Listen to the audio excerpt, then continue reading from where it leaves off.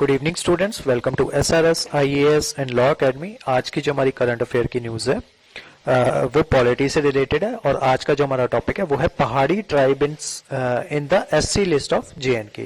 तो जेएनके की जो शेड्यूल ट्राइब लिस्ट है उसमें जो पहाड़ी ट्राइब है उसको भी इंक्लूड कर लिया गया और पहाड़ी ट्राइब के साथ साथ दो और जो ट्राइब ऐसे हैं जिनको एससी लिस्ट ऑफ जेएनके में इंक्लूड किया गया है। तो आज की जो हमारी क्लास होगी वो इसी बारे में होगी। सबसे पहले देखते हैं ये न्यूज़ में क्यों है।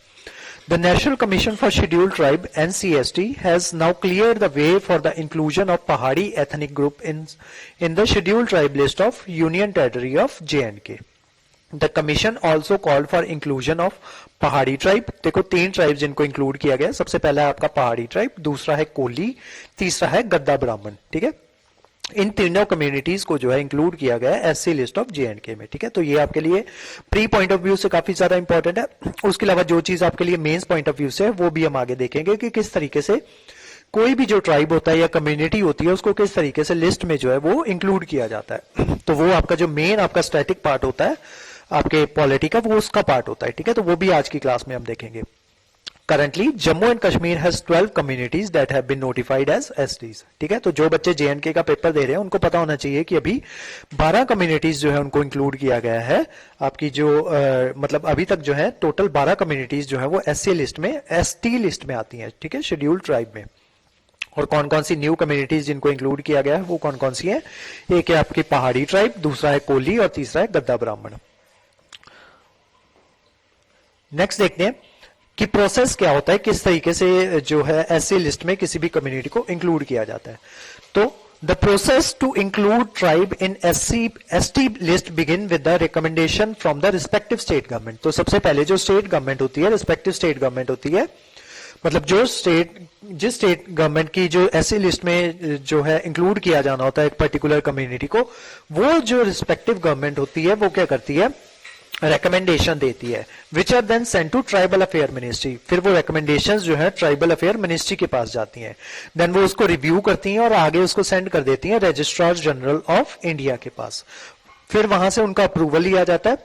फिर उसके बाद वही अप्रूवल जो है वो भेज दिया जाता है एनसीएसटी के पास, national commission for scheduled tribe. ठीक है, तो अभी यही जो अप्रूवल जो है एनसीएसटी ने जो ये अप्रूवल दिया है और उस पर हम जो है क्लास बना रहे हैं। ठीक है, और उसके बाद ये लिस्ट जो है कैबिनेट के पास जाएगी, फिर उसके बाद जो है इसका फाइनल डिसीजन आएगा और इन बिटवीन कुछ चीजें और भी होती हैं वो भी देखेंगे हम। ठीक है, तो अभी करंटली जब हम न्यूज बना रहे हैं तो अभी तक जो है एनसीएसटी ने जो है अपना अप्रूवल जो है वो दे दिया है। ठीक है, ऑलमोस्ट अगर जब एनसीएसटी अप्रूवल दे देती है मतलब आप ये समझ लो कि ये बात जो है अब सेंटर तक पहुंच चुकी है। तो इसके बाद जो होता है कोई भी लिस्ट कम्युनिटी होती है उसका स्टेट लिस्ट में उसको आप समझ सकते हो कि अब उसका इंक्लूड होना वो तय ही है। ठीक है, आगे देखते हैं। The final decision rest with the present office issuing a notification. और जब कैबिनेट अपना डिसीजन दे देती है उसके बाद वो जो डिसीजन होता है वो फाइनल डिसीजन जाता है प्रेसिडेंट ऑफिस में। ठीक है, उसके बाद प्रेसिडेंट जो होते हैं उसके ऊपर जब अगर अपना असेंट दे देते हैं तो उसके बाद जो है एक नोटिफिकेशन जो होती है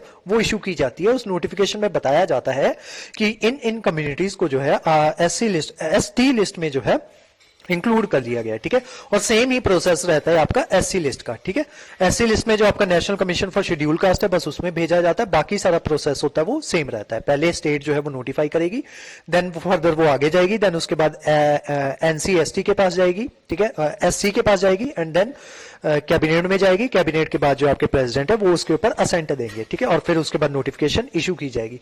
ये power to issuing the notification ये आती है आपकी आर्टिकल 342 में। ठीक है, प्रेसिडेंट के पास ये पावर होती है अंडर आर्टिकल 342 के तहत कि वो जो है इस तरीके की नोटिफिकेशन जो है उसको इशू करें।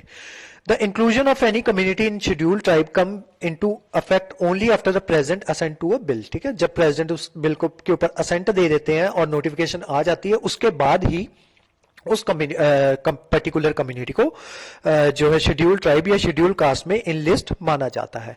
और ये जब प्रेसिडेंट असेंट देते हैं तो उसका मतलब ये होता है कि उन्होंने जो शेड्यूल ट्राइब ऑर्डर है 1950 का उसको अमेंड किया है and is appropriated after it is pass by both the Lok Sabha and Rajya Sabha. उससे पहले ये दोनों लोकसभा और राज्यसभा से पास होने चाहिए।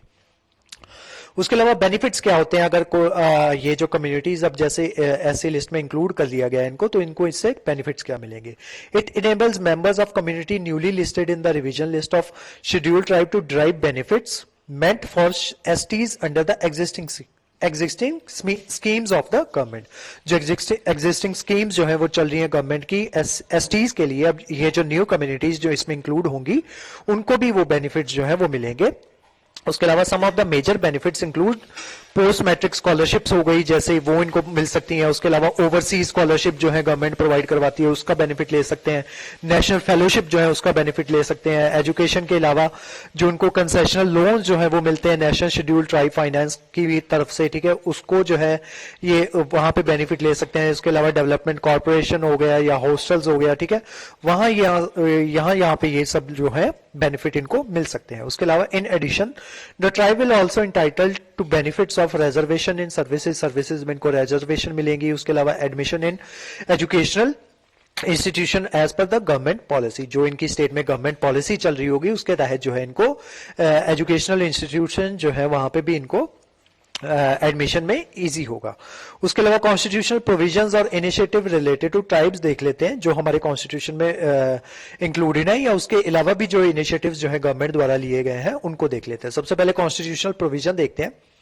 As per census 1931 scheduled tribes are termed as backward tribes living in excluded and partially excluded, ठीक है, या तो वो एक्सक्लूडेड एरिया में रह रहे हो या फिर पार्शली एक्सक्लूडेड एरिया में रह रहे हो, तो उनको जो है शेड्यूल ट्राइब में उनको कंसिडर किया जाएगा। The government of India act 1935 called for the first time for the representative of backward tribes in provincial assemblies, ठीक है, तो सबसे पहले गवर्नमेंट ऑफ इंडिया एक्ट 1935 में ये जो है इनको जो है प्रोविंशियल असेंबलीज में जो है इनके जो रिप्रेजेंटेटिव्स जो थे बैकवर्ड ट्राइब्स के, उनको प्रोविंशियल असेंबलीज में आने का मौका दिया गया 1935 के एक्ट के थ्रू।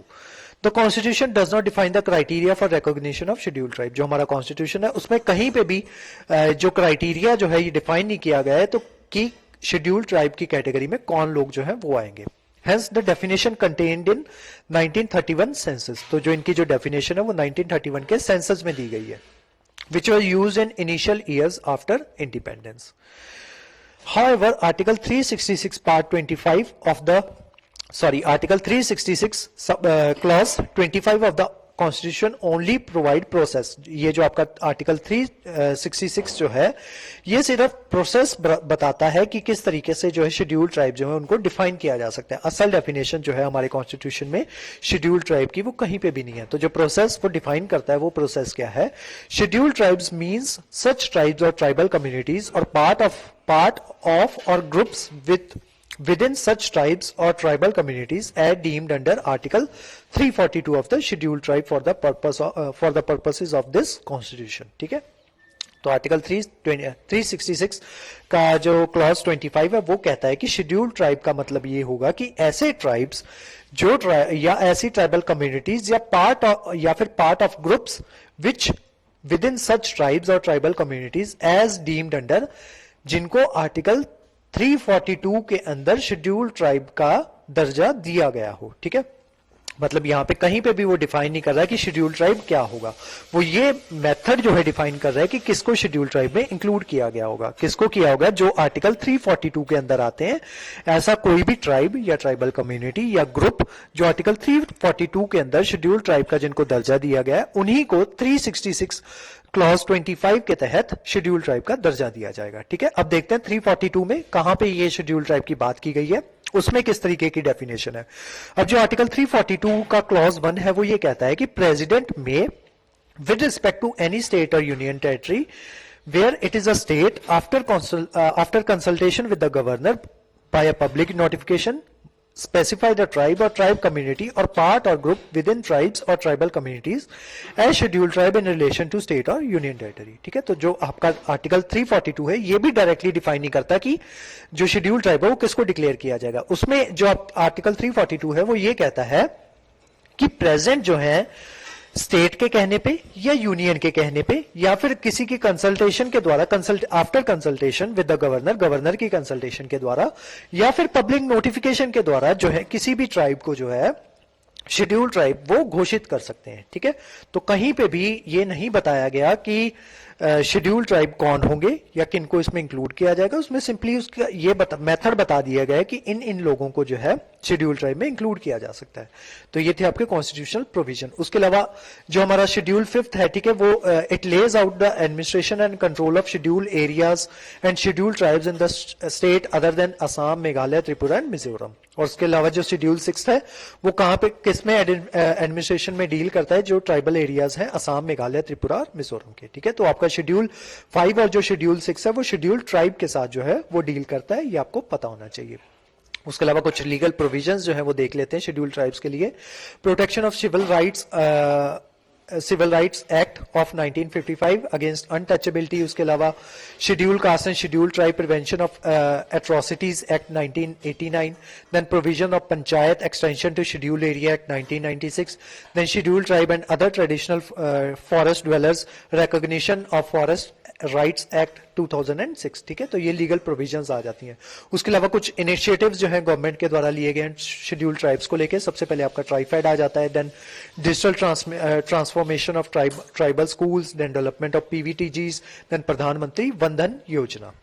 उसके अलावा कुछ कमेटीज जो है वो आपके शेड्यूल ट्राइब से रिलेटेड है। ये सारा आपका प्री पॉइंट ऑफ व्यू से आपके लिए इंपॉर्टेंट है, जैसे याक्सा कमेटी है आपकी, भूरिया कमीशन है, लोकुर कमेटी है, ठीक है। तो ये सारी कमेटीज जो है ये आपको पता होनी चाहिए। ऐसे जनरली पूछ लिया जाता है कि इनमें से कौन सी कमेटी जो है वो शेड्यूल ट्राइब से रिलेटेड है, ठीक है। तो आज की जो हमारी क्लास थी वो यहीं तक थी। इस क्लास के जो नोट्स हैं वो आपको सेंड कर दिए जाएंगे हमारे टेलीग्राम चैनल पे, और जो हमारे वेरियस व्हाट्सएप ग्रुप्स जो हैं वहां पे भी इसके नोट्स हैं वो आपको सेंड कर दिए जाएंगे। उसके अलावा हमारे वेरियस कोर्सेज के बारे में इंफॉर्मेशन लेने के लिए आप स्क्रीन पे दिए नंबर पे कॉन्टैक्ट कर सकते हो। तो आज की जो क्लास थी वो यहीं तक थी।